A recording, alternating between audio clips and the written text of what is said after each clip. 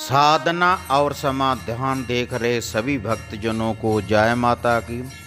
आज मैं भक्तजनों में आपको पाथरी वाली माता का, जिसको माता धूतनी भी कहते हैं और माता मसानी के नाम से भी भक्तजन इस माता को याद करते हैं।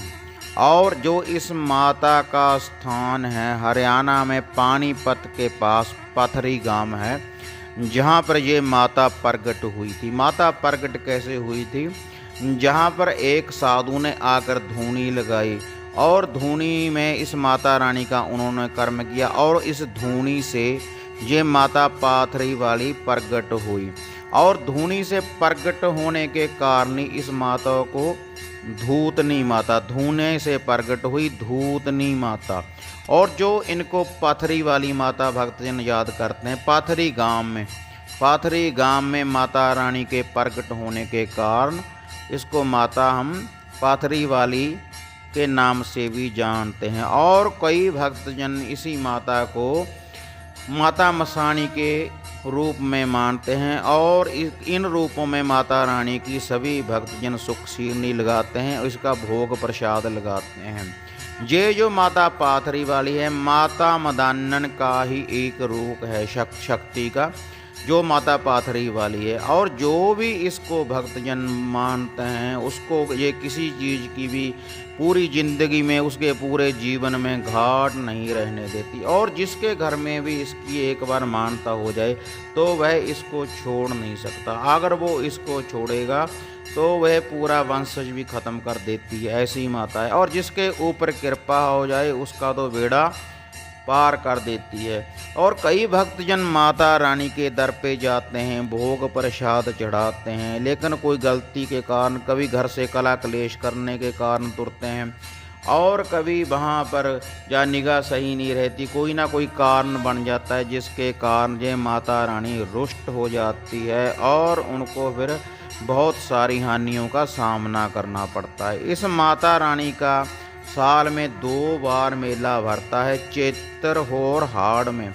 और जो भी माता रानी के भक्तजन हैं वहाँ पर जाते हैं, जैसे भी उनकी कोई मानता होती है, किसी की कोई शादी का जोड़ा लेकर जाता है, किसी की लड़का होता है उसका जोड़ा लेकर जाता है।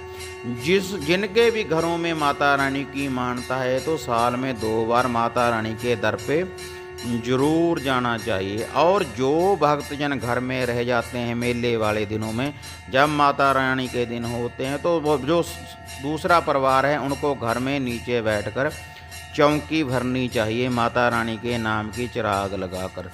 और जब हम माता रानी की सुख सीरनी, गोलगले, टिक्कियाँ और मुर्गे सूर की जो भी बलि, जिसकी जैसी कोई परंपरा है, मीठे की है या तामसी भोग की है, वैसा भोग प्रसाद चढ़ाने के बाद वहाँ पर माता रानी की श्रद्धा से चौकी भरने के बाद जब हम घर में आए वापस, तो उसी दिन शाम को माता रानी की आप कढ़ाई बनाएं, श्रद्धा से होम धूप डालें और घर में कच्ची लस्सी का शीटा लगाएं। और जो भी माता रानी का भोग प्रसाद है थोड़ा थोड़ा खुद सेवन करें और थोड़ा थोड़ा भोग प्रसाद होम डालने के बाद जो भी आपकी परंपरा है अपने घर में से वारें। अपने बच्चों के ऊपर से वारने के बाद, कोई गाड़ी है, किसी प्रकार का भी आपका कोई वाहन है, उसके ऊपर से वारने के बाद दरवेश को डालें या कहीं कहीं कल्लर में डाल दें।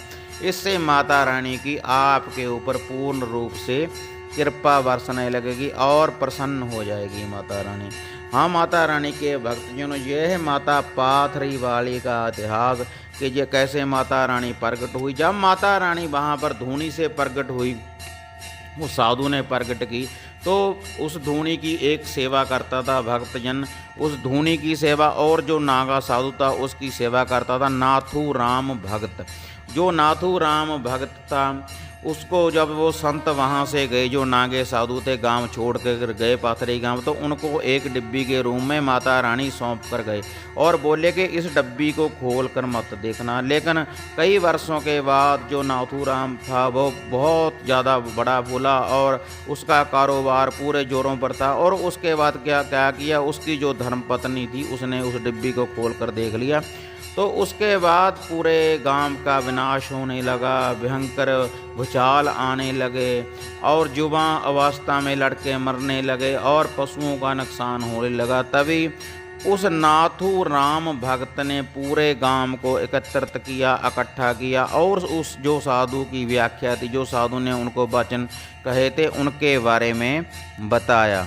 और उसी दिन से फिर ये सारा गांव, पाथरी गांव, माता रानी को धूतनी माता के नाम से जानने लगे, क्योंकि धूने से, साधु के धूने से प्रकट हुई थी। और जो भी उनके कारोबार थे वो बढ़ने फूलने लगे, और जो भी उनके कारोबार में विघ्न आ रही थी, मौतें आ रही थी, माता रानी की अपार कृपा हुई और पूरे गांव को माता रानी ने हरा भरा कर दिया। और आज भी जब भी हम पाथरी गांव में जाते हैं तो चैत्र और हाड़ में वहाँ पर बहुत भारी मेला भरता है, और भक्तजन जो भी मुराद लेकर आते हैं, माता पाथरी वाली माता धूतनी उनकी हर मनोकामना पूर्ण करती है, जैसी भी जिसकी कोई श्रद्धा होती है। इसलिए भक्तजनों, जब भी हम माता रानी के जाएं, स्वच्छ होकर, तन मन धन से स्वच्छ होकर जाएं, साफ वस्त्र पहने और मन का शुद्धिकरण करने के बाद तभी माता रानी के जाएं। जब ये माता रानी सबसे जल्दी प्रसन्न होने वाली माता है, माता धूतनी, माता पाथरी वाली, बहुत जल्दी प्रसन्न होती है। अगर एक कच्ची लस्सी का श्रद्धा से माता रानी का लोटा चढ़ा दें, इससे भी माता रानी प्रसन्न हो जाती है। बस ये माता रानी ऐसा कहते कि मुझे बस याद रखें। जो भी भक्तजन माता रानी का नाम जपते रहते हैं, इसका नाम लेकर कहीं पर भी जाते हैं, तो हर कार्य में माता रानी सफलता प्रदान करती है।